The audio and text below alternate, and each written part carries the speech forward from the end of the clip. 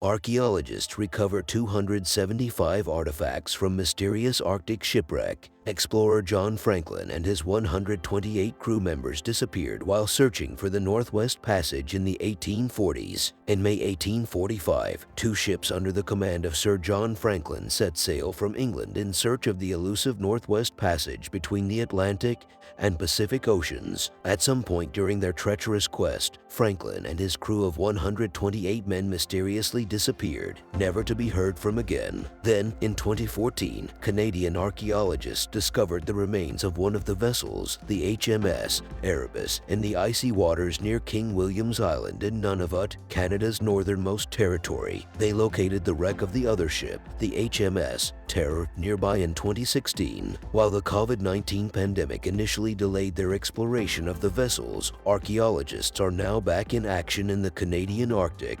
They brought 275 artifacts from the Erebus to the surface in 2022, Parks Canada announced last month. During 56 dives over 11 days, Parks Canada archaeologists hauled up an embossed leather folio, an eyeglass lens, a lieutenant's epaulettes, plates, serving dishes, platters, drafting tools, and dozens of other items, reports Bob Weber of the Canadian Broadcasting Corporation. Researchers are now studying and preserving the artifacts, which are jointly owned by the Inuit Heritage Trust and the Canadian government at Parks Canada's lab in Ottawa. Parks Canada is working closely with the Inuit Guardians of the Nunavut Heritage Society, which aims to preserve the culture and history of the Inuit. Since finding the long-lost vessels, archaeologists have focused much of their attention on the Erebus, which they've deemed to be the more vulnerable of the two ships. The Terror is situated deeper in the water and appears to be more secure, per the CBC. After missing 2 archaeological seasons because of the pandemic, crews returned to the site of the Erebus in April and May. They established an ice camp above the shipwreck,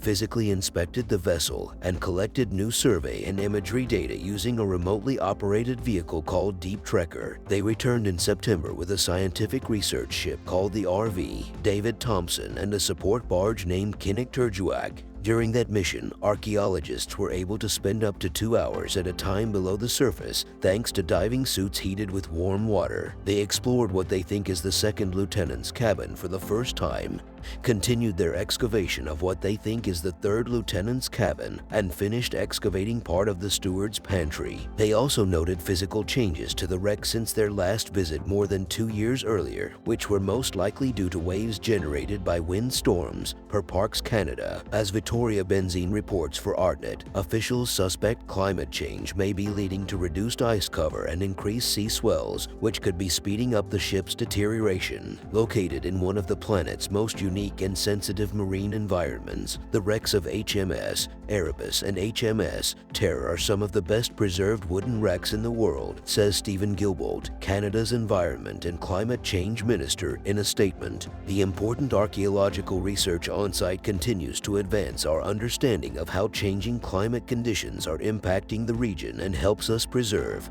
and protect irreplaceable natural and cultural heritage.